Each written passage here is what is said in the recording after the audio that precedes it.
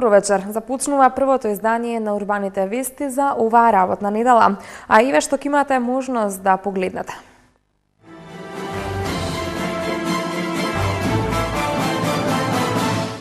Премиера на аферата Елсинор во среда во МНТ. Институтот за патологија доби современа лабораторија за рано дијагностицирање на малигни заболувања. Општина Бутел доби ново повеќенаменско игралиште. Се реконструираат скалите во Црниче. Реконструирана улицата Ѓорѓија Пулевски во општина Центар.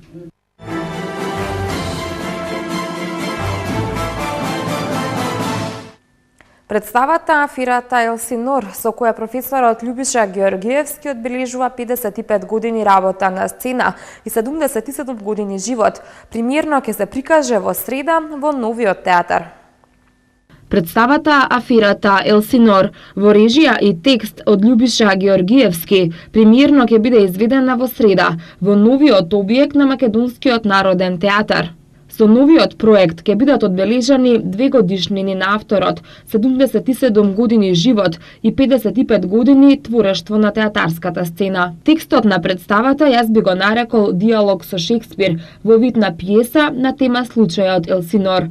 Самата представа е еден обид на форензичка анализа, да се види кој, како и зошто загинал таму, истакна Ѓорѓиевски. Тој посочи дека представата има тројна структура, која трае 2 часа и представува телеграфска представа. Структурата на представата е тројна. Публиката ќе види 3 представи во едно. И замислете, за само 2 сата. Значи, тоа е една телеграфска представа.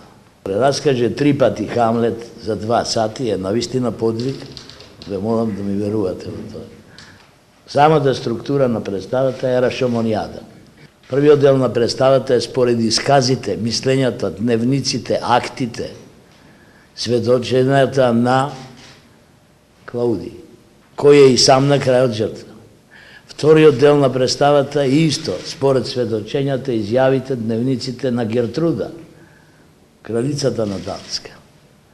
Третиот дел е според изјавите, сведочењата и делириумите во лудницата на Офелија. Сега, ако некој праша кај сум ги нашел јас тие документи, знајте каде. Тука и тука.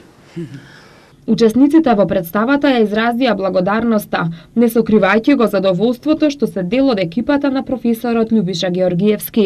Актерската екипа ја сочинуваат Владо Јовановски, Ирина Ристик, Јордан Симонов, Искра Ветерова, Ѓорги Олевски, Борче Начев, Магдалена Ризова Черних, Горас Цветковски, Славиша Каевски, Александар Ѓорѓиовски, Емил Рубен, Никола Ацески, Александар Микиќ, Трајче Георгиев, Дарија Ризова и Арна Шијак. Костимографијата е на Никола Евтимов, а сценографијата на Мири Георгиевска.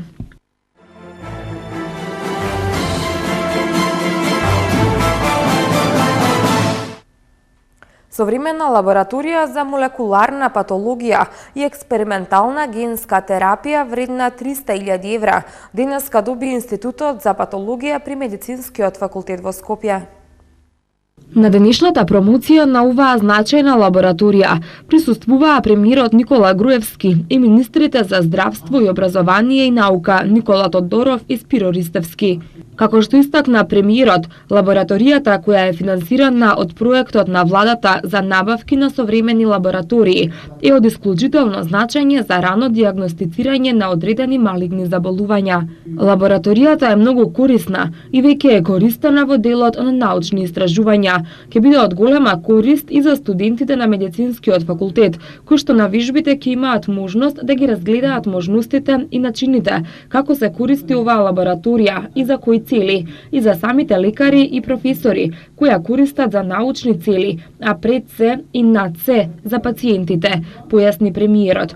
Премиерот појасни дека се работи за лабораторија со која што ќе се помогне на многу пациенти или потенцијални пациенти. Ќе се превенираат многу болести, бидејќи тие ќе бидат дијагностицирани во раната фаза, како канцери на тироидна и на надбубрежна жлезда и други видови на канцери.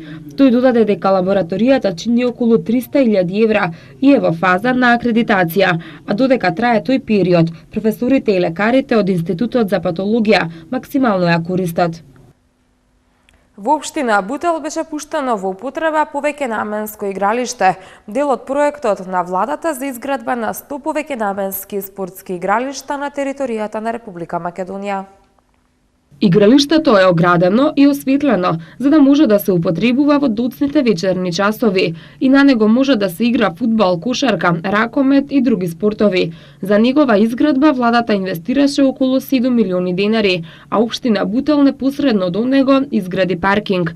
Покрај ова повеќенаменско игралиште, во општина Бутел се изградија и 3 спортски сали кои активно функционираат: салата Антон Димитров, салата Иван Хаджи Николов и училишната спортска сала во училиштето Зефлюш Марку, како и тениското игралиште во Радишани. Во тек е изградбата на нова училишна спортска сала во селото Љубенци, каде е планирано да се изврши и санација и адаптација на фудбалското игралиште, на кое треба да се изградат трибини и сите други неопходни објекти. Градоначалникот на општина Бутел Петре Латиновски рече дека е добро чувството кога ветиното е реализирано.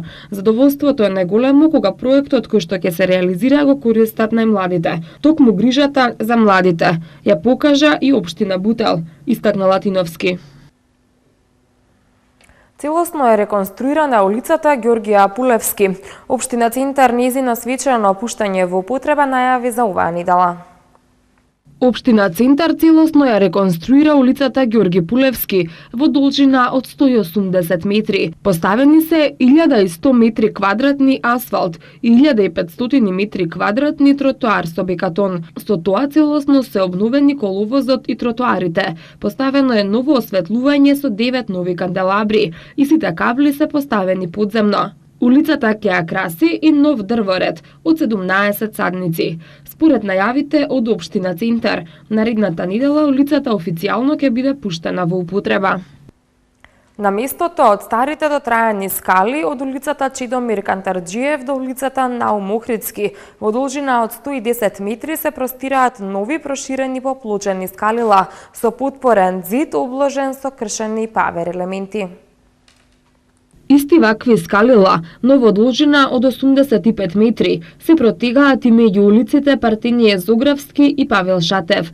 На овие две локации се поставени и нова ограда, модерни канделабри и корпи за отпадоци. За пешаците е поставено и одморалиште, со клупи и осветлување. Градежните работи ги изведе фирмата Дадас, а финансиските средства во висина од 3,3 милиони денари целосно ги обезбеди општина Киселавода. Со цел да им се излезе во пресрет на барањата на жителите на оваа територија, ќе се реновираат сите скали на потегот Црниче-Пржино, најавуваат од општина Киселавода.